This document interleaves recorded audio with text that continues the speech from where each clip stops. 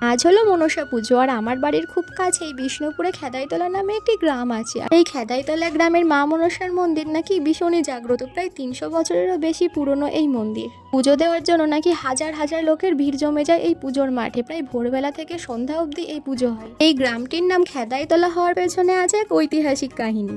বর্তমানে মন্দিরটি যেখানে অবস্থিত সেখানে আগে ছিল কাশবনে ভরা একটি জঙ্গল, আর এখানে ছিল প্রচুর পরিমাণে সাপের উৎপাত। আর এই মন্দিরটির পাশে আছে একটা নিম গাছ, আর তার পাশেই ছিল একটা পুকুর। ঠিক পাশের বাড়িতেই খেদাই বাগদি নামে একজন জেলে থাকতো। সে প্রতিদিন এই পুকুর থেকে মাছ ধরতো, আর সেই মাছগুলি গ্রামে গিয়ে বিক্রি করতো। তো একদিন সে রাতে হঠাৎ করে মা মনসার স্বপ্ন পায় যে ওই জায়গাটাতে মন্দির তৈরি করার জন্য। স্বপ্ন পেয়ে খেদাই বাগদি খুব তাড়াতাড়ি সেখানে একটা মন্দির তৈরি করে। তাই ওনার নাম যেহেতু খেদাই বাগদি ছিল, সেই থেকে সেই গ্রামের নাম হয়েছিল খেদাইতলা। সেই সময়ে সেই নিম গাছটি এখনো রয়েছে, হয়তো জীবিত নেই, মৃত, কিন্তু তার গাছের গোড়াটা এখনো রয়েছে। ওখানে প্রচুর প্রচুর লোক সেখানে দাগা বাঁধে তাদের মনস্কামনা পূরণের জন্য।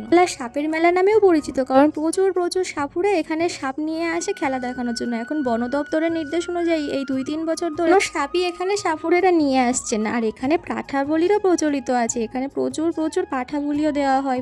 আগে তো 70-80টা করে পাঠা বলি দেওয়া হতো, এখন তার পরিমাণটা কিছু হলেও কমে গেছে। এই মেলাতে পুজো দিতে আসার একটা মজাদার ব্যাপার হলো, তোমাকে পুজোর বাটা নেওয়ার জন্য দোকানে গিয়ে হইচই করতে হবে না। দোকানের লোকেরাই তোমাকে হাত ধরে টেনে টেনে ভিতরে নিয়ে চলে যাবে পুজোর বাটা নেওয়ার জন্য। চাইলে কিন্তু এই মন্দিরে পুজো দিতে আসতেই পারো, মনস্কামনা পূর্ণ হবেই হবে।